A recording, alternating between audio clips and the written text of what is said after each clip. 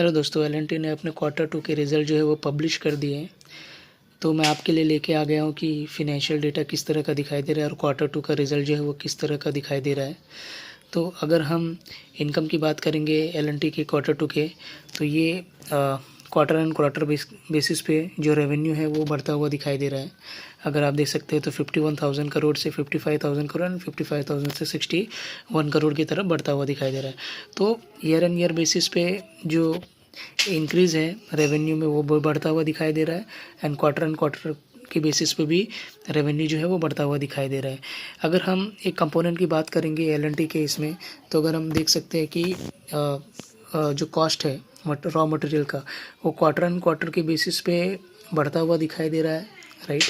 Quarter and quarter के basis पे बढ़ता हुआ दिखाई दे रहा है एंड ईयर बेसिस पे भी आपको जो है वो रॉ मटेरियल के कॉस्ट में बढ़ता हुआ दिखाई दे रहा है। रॉ मटेरियल के कॉस्ट के बढ़ने के बावजूद कंपनी जो है वो उसने प्रॉफिट कमा के दिखाया है, राइट। प्रॉफिट कमा के दिखाया अगर हम देख सकते हैं तो प्रॉफिट बिफोर टैक्स जो है वो 49,000 करोड़ से 55,000 करोड़ की तरफ बढ़ा। और वहीं पे अगर हम नेट प्रॉफिट आफ्टर टैक्स का कैलकुलेशन करें ये वाला, तो कंपनी जो है वो क्वार्टर एंड क्वार्टर के बेसिस पे, ये क्वार्टर एंड ईयर क्वार्टर के बेसिस पे अगर हम देखें तो कंपनी का जो प्रॉफिट है वो नेट प्रॉफिट जो है वो बढ़ता हुआ दिखाई दे रहा है।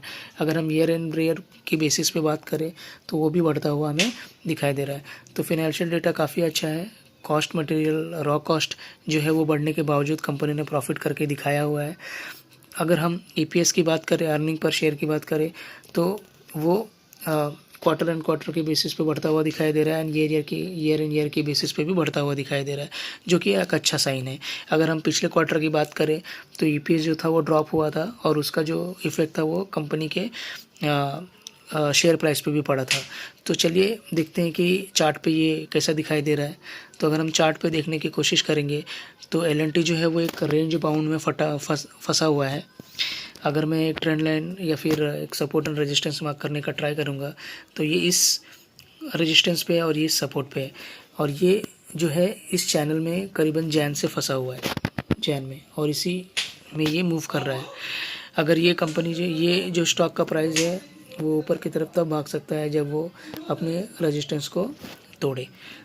अगर हम बाज़ार के एक्सपेक्टेशन के हिसाब से देखें तो बाज़ार ने जो ईपीएस का सोचा था वो करीबन 24 था। अगर हम देखें तो 24 था एंड एस्टिमेटेड था 25, लेकिन रिपोर्टेड 24 है। तो ईपीएस में थोड़ी गिरावट दिखाई दे रही है, लेकिन रेवेन्यू में अगर आप देखेंगे तो काफ़ी अच्छा रेवेन्यू करके दिखाया है। तो ये एनालिसिस था हमारा स्टॉक के लिए। इसी तरह के ये कोई भी बाय एंड सेल का रिकमेंडेशन नहीं है। इसी तरह के वीडियो पाने के लिए हमारे चैनल को लाइक करें, सब्सक्राइब करें, शेयर करें।